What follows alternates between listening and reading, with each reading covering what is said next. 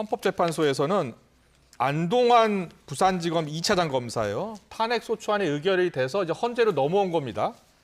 그래서 안동환 부산지검 2차장 검사가 탄핵 여부를 이제 헌재가 오늘 판결을 했는데 기각이 됐어요. 네. 자, 이게 어떤 의미가 있는지 좀 분석을 해주세요. 그렇습니다. 대한민국 건국 사상 최초로 헌정사상 첫. 헌정사상 최초로 현직 검사에 대한 탄핵 소추가 지난 초에 이루어졌었고 그에 그렇습니다. 대한 헌법재판소의 첫 판결이라는 점에서 헌정사적 의미가 있는데요. 결론적으로는 지금 국회 그러니까 민주당보다는 지금 안 검사의 어떤 손을 들어줬다라고 지금 판단을 하면서 아마 오늘 기각 판결을 함으로써 이 안 차장 검사 같은 경우에는 오늘 검사로서 당연 복직하게 되는데 결국 그 요성 씨 어떻게 보면은 간첩 사건을 증거를 조작했다.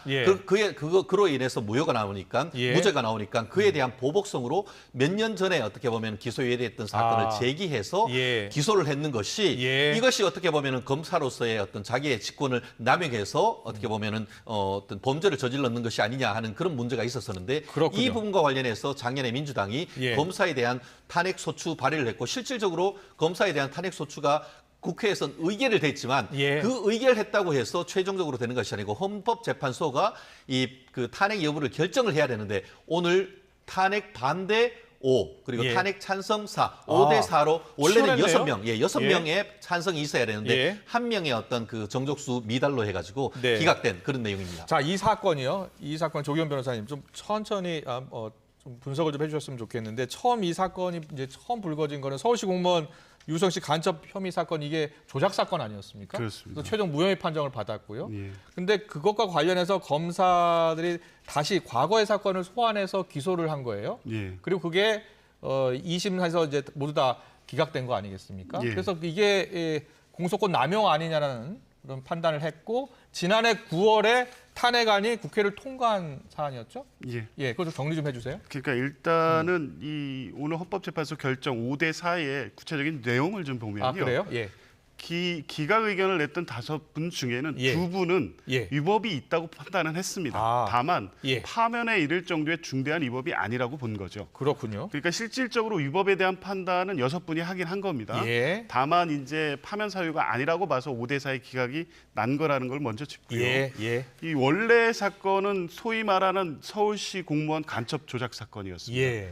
유성 씨가 간첩 활동을 했다는 이유로 기소돼서 재판을 받았고요. 1심에서는 그 동생의 그 진술에 대해서 강압적 진술이 있었다는 이유로 무죄가 났었는데 항소심 과정에서 중대한 기록, 유성이 간첩 활동을 했다는 어떤 증거인 출입경 기록이 위조됐다는 증거가 나온 겁니다. 그랬군요. 이 부분에 대해서 중국 당국이 위조 범인을 밝히라는 문제까지 제기하면서 외교 문제까지 확단이 됐습니다. 이렇게 되다 보니까 항소심에서는 무죄가 나왔는데 이 증거 위조 이걸 이유로 무죄가 났고요. 결국에 대법원에서도 무죄가 났습니다. 그렇습니다. 이즈음에 검찰이 2010년에 기소 유예됐던 대북 송금 사건을 다시 들고 와서 유성 씨를 외환관리법 위반으로 기소를 한 겁니다. 그랬군요. 그래서 1심에서는 이 배심원 재판을 했는데 무죄 나왔었습니다. 근데 항소심에서 바뀌었죠, 결론이. 그래서 대법원에서 2021년에 확정이 됐습니다. 그러니까 이 사건을 보면 이미 사안이 경미해서 이 사건을 가지고 별개로 기소할 만하지 않다고 스스로 검찰이 판단했던 거였거든요. 이 부분을 기소한 것이 이 간첩 조작 사건에 대한 보복 기소다. 그래서 공소권이 남용됐다. 공소권 남용에 대해서는 검찰청법 4조 또 공무원 의 성실 의무 위반의 위법이 있다는 이유로 탄핵 소추 의결한 겁니다. 그렇군요. 잘 정리해 주셨고요. 헌재는 검사의 위법 부당한 정도가 원래 직무수행 범위를 벗어나지 않는 이상 직권남용에 해당한다고 단정할 수 없다라는 판단을 했고요. 앞으로 손준성, 이정섭 검사에 대한 탄핵 심판도 있지 않을까요? 잠시만요. 헌법재판소 또 판단이 나왔는데요. KBS 수신료 전기요금 분리징수 합헌 결정이 나왔습니다. KBS 수신료 전기요금을 분리징수하게 됐는데요. 그 분리징수하는 과정에서 시행령 개정안 부분에 대해서 KBS 측에서 이제 문제를 제기를 했고요. 그래서 이거를 헌법 소원을 제기를 한 것이고 그 방송시행령 개정안 헌법 소원을 제기했습니다만 기각이 된 겁니다. 자, 이거 정확하게 좀 설명 좀 해주세요. 그렇습니다. 말씀하신 것처럼 예. 이번 정부가 들어서 예. KBS 수신료를 기존 같은 경우에는 한전의 전기 요금을 낼 때 그 예. 밑에 보면은 가구당 2,500원씩 KBS 수신료도 같이 그렇죠. 이렇게 같이 냈었죠. 본인이 그렇게 낸 것조차도 지금 모르고 있던 그런 예. 과정이었었는데 이번 정부 들어서 이 관련되는 그 방송법 시행령 규정을 바꿔서 한전 요금은 전기 요금은 전기 요금으로 내고 예. KBS 수신료 같은 경우에는 별도로 해서 징수할 수 있는 근거를 마련했었는데 이에 대해서 한국방송공사 그러니까 예. KBS가 예. 이렇게 할 경우에 언론 출판의 자유가 지나치게 침해된다라는 취지로 해가지고 이제 헌법 소원을 제기를 했습니다만 말씀드린 것처럼 그것은 지금까지 편의상 어떻게 보면 한전 요금에 이렇게 같이 넣어서 했던 것이지 그것이 반드시 한전이 KBS 어떤 수신료를 같이 내야 된다라고는 볼 수가 없고 그걸 나눈 것이 어떻게 보면은 그 비례 원칙이나 평등의 원칙 나아가서 언론 출판의 자유까지 침해했다라고 보기는 어렵다라는 취지로 서로 주장을 했었는데 이번 같은 경우에는 정부의 어떤 손을 들어줬다라고 보는 것이 맞지 않나 싶습니다. 야사당 같은 경우는 헌법재판소에 따로 의견서를 제출하기도 했죠. 예. 야당에서 오히려 이제 적극적으로 문제 제기를 했죠. 왜냐하면 이 수신료 분리징수에 대해서는 사실은 여러 논의가 계속 진행돼 왔습니다. 이게 적정한지에 대한 문제 제기가 있었는데 이것은 이런 식의 어떤 적시적 입장 차이가 문제가 아니라 KBS의 경영진을 교체하려는 하나의 수단으로 지금 분리징수를 하고 있다라고 지금 야당이 봤기 때문에 문제 제기를 했던 것이고요. 그럼에도 불구하고 사실은 KBS 측에서는 박민 사장 체제 이후에 헌법재판소 이 재판에 대해서 성의 있는 조치를 취하지 않는다는 비판이 계속 제기됐습니다. 그러니까 제대로 된 의견서도 제출되지 않았다는 문제 제기도 있었고요. 어찌됐든 합헌 결정이 났기 때문에 수신료 분리징수 시행령은 시행이 될 것으로 보는데 이거 외에 지금 전기료에서는 분리되는 것이 합헌이 됐고 이 부분이 아직 시행은 안 되고 있었습니다. 왜냐하면 공동주택관리법 특히 아파트 같은 경우에는 아파트 관리비에 포함시켜서 징수하는 안에 대한 시행령 개정안이 곧 지금 입법 예고가 돼 있거든요. 그래서 이 논의는 오늘의 합헌 결정이 있다고 하더라도 지금 분리징수 문제는 여전히 여러 가지 지금 문제가 남아 있는 상황입니다. 알겠습니다. 그리고 앞서 이제 안동환 검사 탄핵 기각과 관련해서요. 안 검사 외에도 지금 손준성 검사, 이정석 검사의 탄핵 사건도 지금 헌재에 계류 중인 거 아니겠습니까? 그것도 영향을 좀 미칠까요? 결국 기본적인 원칙은 그 법원 어떻게 보면 검찰은 이른바 준사법기관입니다. 쉽게 말하면 판사에 준하는 정도의 어떤 독립성을 유지를 해야 되는데 이번 사안 같은 경우에도 뭐 몇 분 같은 경우에는 이게 기각을 하면서도 일부 위법은 있었지만 그렇다고 헌법이나 법률을 중대하게 파면할 정도로 중대한 위법을 했느냐 이 부분이 어떤 판단 실질적 기준 아니겠습니까? 사안이 조금 다르다 보니까 다른 사건에 어떻게 판단할지 모르겠습니다만 기본적으로 이번 요선 씨 관련된 사건도 1심에서는 유죄가 나왔다가 2심 대법원에서도 무죄가 나오는 등 판단에 따라서 가치에 따라서 다른 판단을 할 수 있는데 이것을 쉽게 파면을 통해서 탄핵을 해야 되냐 이 부분은 만만치는 않은 과정인 것 같은데 그럼에도 불구하고 과연 가치 판단을 어떻게 하느냐에 따라서는 경우에 따라서는 또 이번 판결과 다른 판결도 할 수 있겠습니다만 어떤 헌법재판소 재판관들의 어떤 기준 한번 좀 지켜봐야 될 것 같습니다. 알겠습니다. 조기현 변호사는 어떤 생각이세요? 그러니까 손준석, 이정석 검사 탄핵 사건도 계류 중이잖아요. 어떤 영향을 미칠 것 같습니까? 좀 달리 판단될 여지도 있다고 봅니다. 이 사건 같은 경우에도 사실은 이 본인이 직접 위법한 거에 대한 형사 재판이 아니었고 재판의 어떤 공소권이 남용됐다는 부분이 위법하다는 이유를 해서 탄핵 소추가 결의된 건데요. 손준성 검사장 같은 경우에는 본인이 고발 사주로 1심 유죄 판결을 받고 있습니다. 위법하다는 판단이 법원에서 내려진 상태이기 때문에 고발 사주 사건의 위법성에 대해서 이미 형사 재판에서 확인된 여러 가지 증거나 이런 내용들을 보면 헌재에서 이번에 이 안동환 검사의 사례와는 달리 판단할 수 있을 것 같고요. 특히 6분의 헌법재판관이 이 사례에서 위법하다는 판단에 대한 의견이 있었다고 하면 손준성 검사장의 경우에는 다른 결정이 나올 수도 있을 것으로 봅니다. 알겠습니다. 자, 다음 이슈로 또 넘어가겠습니다. 오늘이 22대 국회 개원 첫날인데요. 민주당이 오늘 곧바로 최상병 특검법을 다시 발의하겠다라고 밝히는 상황입니다. 이런 가운데 해병대원 사망 사건 수사 기록 이첩 당시에 윤 대통령과 이종섭 전 국방장관이 3차례 통화한 것을 두고서 여야 공방이 오늘도 이어지고 있습니다. 영상으로 확인하고 오겠습니다.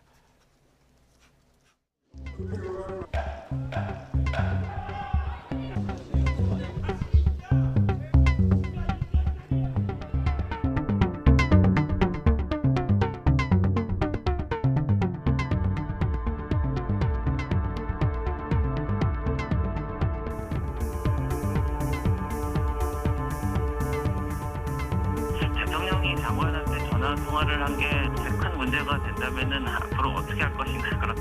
은폐 축소하기 위해 함부로 권력을 남용한 윤석열 정부의 작태를 국민이 용서하지 않을 것입니다.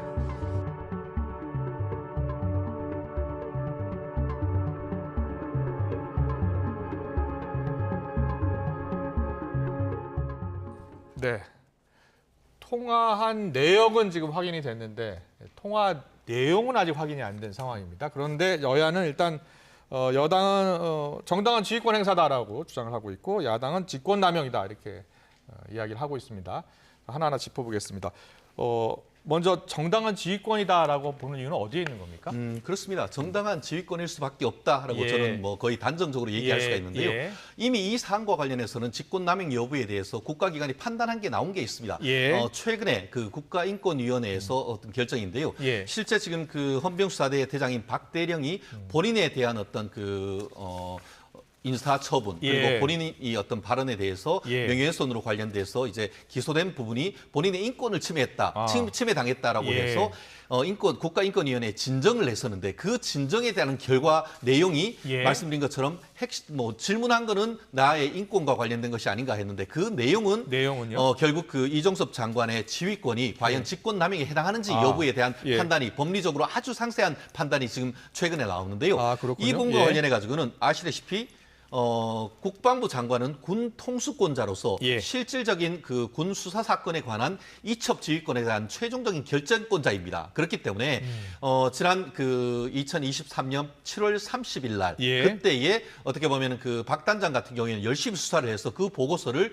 포항에서 예. 그 안동에 있는 경북지방경찰청으로 보냈지만 예. 최종적으로 아직까지 그 킥스에 입력되기 전까지 이게 돌려받을 그 과정에서의 어떤 수사 지휘는 충분히 할 수 있는 게 법리적인 문제가 된 예. 것이죠. 예. 결국 그렇기 때문에 어떤 권한 범위 내에서 행사하는 것이 직권남용이라고 하는 것 자체가 사실은 말이 되지 않는 것이고 예. 죄가 성립되지 않는 것에 대해서 특검을 통해서 입증하고자 한다라는 것은 전후가 맞지 않는 건 아니겠습니까? 예. 왜 수사를 합니까? 예. 죄가 되는지 여부를 판단하기 위한 것인데 네. 죄가 되지 않는다는 것이 이미 그 국가인권위원회의 결정을 통해서 사실상 밝혀진 것인데 예. 그럼에도 불구하고 민주당이 이와 같은 특검법을 계속 지금 그 특검을 가지고 오는 것은 어떻게 보면 그 윤석열 정부에 대한 거부권 행사의 횟수를 높이기 위한 나름대로의 정치적 전략이 아닌가 그렇게 평가하는 것이 맞지 않을까 싶습니다. 알겠습니다. 이제 민주당 입장을 좀 들어볼게요. 조기현 변호사는 민주당 법률위 부위원장도 예, 맡고 계시니까 더 잘 아실 것 같은데 일단 여당에서는 정당한 지휘권 행사라는 겁니다. 그리고 이제 국가인권위원회에서 그렇게 판단을 했다는 거예요. 야당의 입장은 뭡니까? 그렇지 않죠. 군사구범법의 개정 취지가 분명합니다. 예.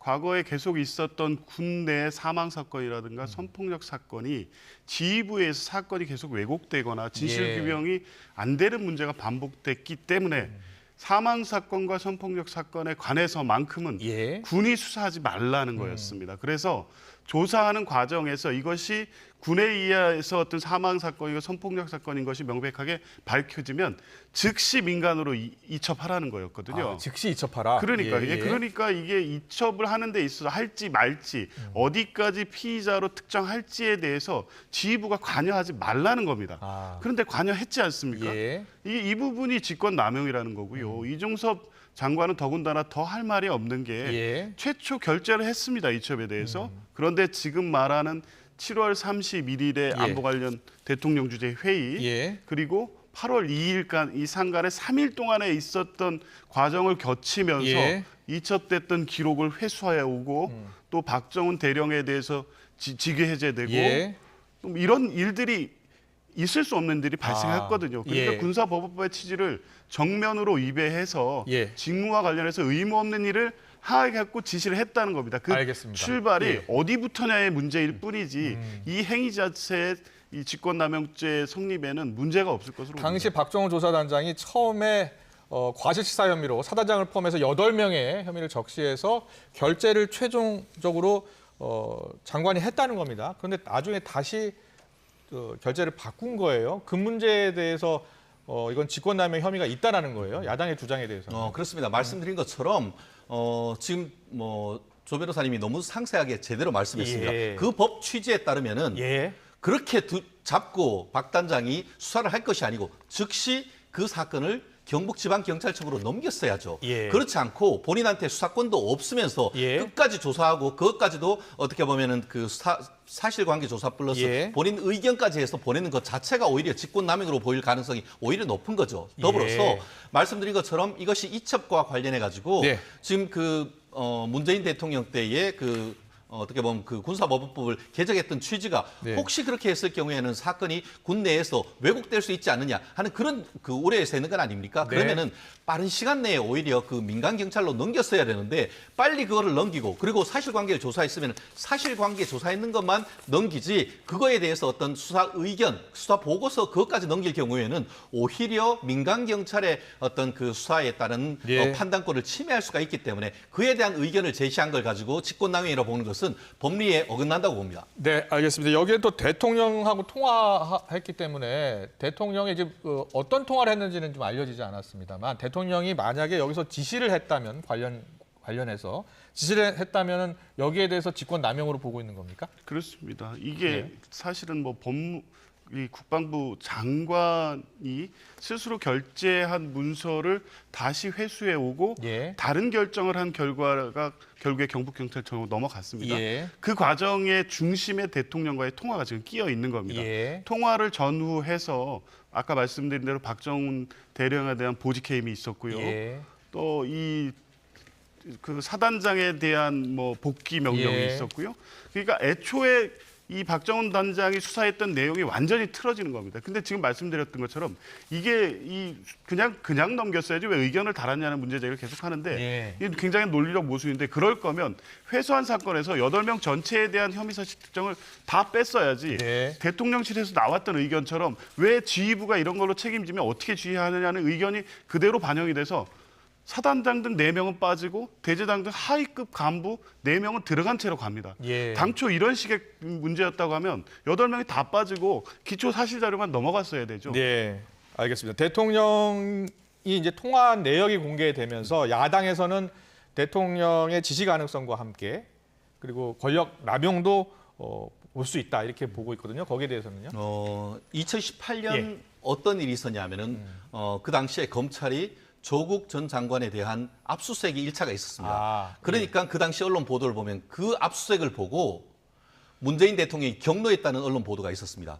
그리고 실제로 그 이후에 그 수사를 그랬나요? 했던 검찰이 인사이동을 통해서 완전히 그냥 공중분해가 됐던 일이 있었습니다. 예. 그렇다고 하면은 그것도 그럼 어떻게 보면은 그 직권남용 직무유기입니까? 예. 그러니까 어떤 통화했다는 사실 자체만으로서 예. 그 내용을 다 알 수는 없는 것이고 더불어서 네. 이미 이 정도의 어떤 얘기가 나온다고 하면은 특검을 갈 것이 아니고 그에 따르는 공수처의 결과를 보면 된다는 것이 이 여당의 논리가 아니겠습니까? 알겠습니다. 오늘 다양한 법원 판결 이슈부터 이제 정치적 이슈가 된 최상병 특검법 관련해서도 짚어봤습니다. 지금까지 최진영 변호사, 조기현 변호사와 함께했습니다. 잘 들었습니다. 고맙습니다.